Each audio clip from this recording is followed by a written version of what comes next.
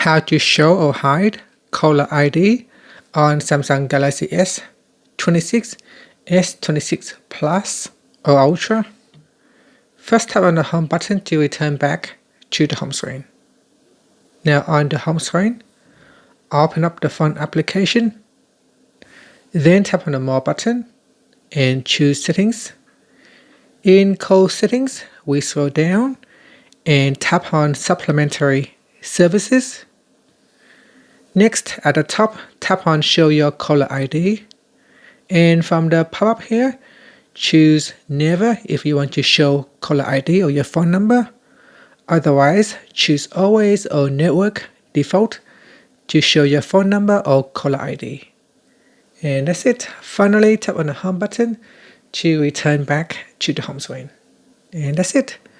Thank you for watching this video. If you found it helpful, please like and subscribe to my channel for more videos.